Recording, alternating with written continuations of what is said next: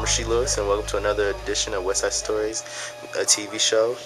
And today we have here Dathan Jones. This is Edith Nevins. And Richard O. Jones. All right. So you guys have a strong passion for breast cancer awareness. What outlets are you taking to inform the public about this? Well, we've packaged our message in a stage play called Tribute to My Sisters, which Mr. Jones wrote here, and we're just getting out the message.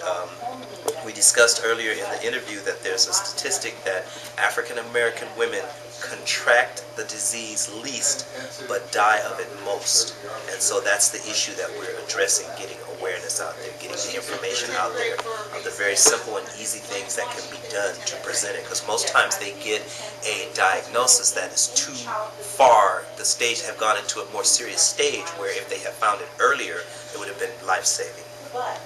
Okay. How about you? Are you a breast cancer survivor?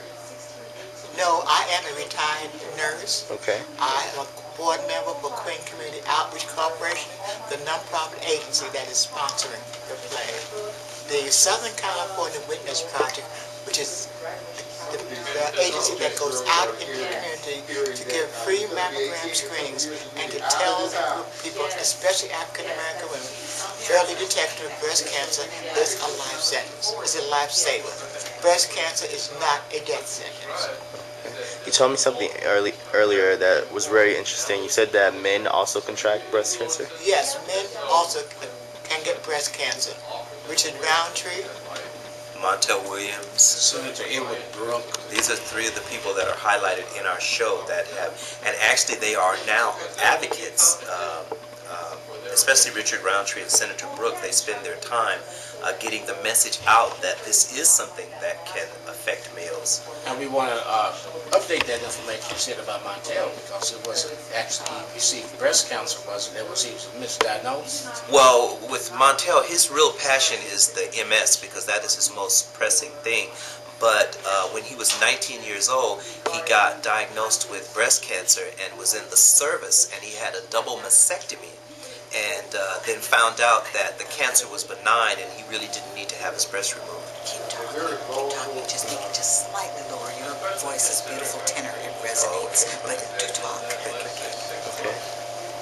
I would like to make a point of saying breast cancer now affects younger and younger women.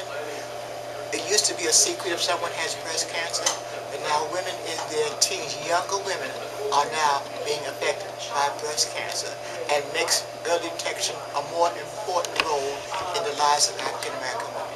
It's interesting you would say that. Even in the play Tribute to My Sisters, some of the dialogue points to the fact that a 10-year-old girl actually had breast cancer and was scheduled for a mastectomy. And that's a true story that took place in the Inland Empire. And you know, I think Ms. Nevins touched on something very interesting. It's kind of a part of our culture, especially with the older generations, the secretiveness and stuff. What we didn't realize, and my mother is a 15-year survivor, and what I found out was that my grandmother had it, and other people before her, one of my grandmother's sisters, but no one really knew about it because no one discussed it. It wasn't like for open discussion, so it was not common knowledge. But it's very important when you find this information out, because you know that saying is true, you are what you eat, so your diet affects it. There are things that you can do, and quick, easy fixes that can make a big difference in what we're doing. Yeah. Can you tell me a little bit about the play?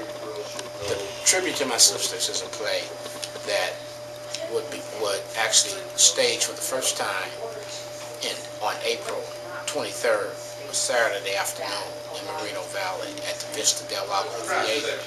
However, we have high hopes that Tribute to My Sisters would move throughout the state of California and may even go to other states, because through entertainment we find that a lot of African American people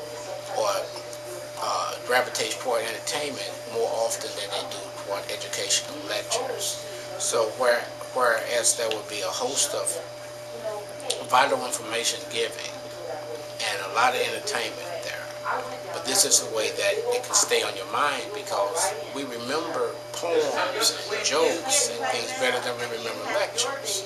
So if you can lecture people in an entertaining way, especially whereas it might save their lives and they can go and pass that information on to their loved ones and their friends, then this is a higher purpose. So Tribute to My Sisters is entertaining, educational, and it may extend lives for generations to come. The story is based on the actual organization that Mrs. Nevins and Mr. Jones are board directors, the Quinn Community Outreach Corporation, and under their umbrella is the Southern California Witness Project. Yes. And that is, the storyline is based on a similar organization, and they're trying to gather funding, and they come up with the idea of having this show called Tribute to My Sisters as a fundraiser. And so that's kind of the premise of the play, and it shows what they go through trying to get the money. They have a dynamite show, but in the end they don't raise enough money to save the organization, and I don't want to give it all away, but in the end it is saved. I would like to leave a closing message, if nothing else. Early detection will save lives. Please check this out every month.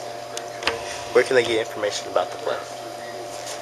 You can get information about the play by calling Queen Community Outreach Corporation, and that phone number, correct me if I'm wrong, 951-485-4337. 3734. No, that's a correction. Let me make a correction. I'm going to repeat it. 951-485-3734. Right, and that is the number that you would call for tickets also. Yes. The tickets are $35 tax deductible donation. Where is the play going to hold place? What theater? The Vista Del Lago Theater, which is located on the Vista Del Lago High School campus in Moreno Valley on LaSalle Avenue. It's 15150 LaSalle Avenue. On what day? That's Saturday, the 23rd of April. Repeat that address again.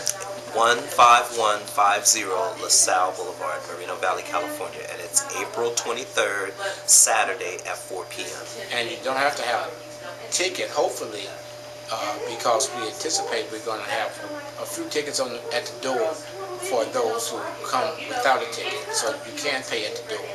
Okay. Tickets are going fast, but we will have some available. All right. Thank you for your time today.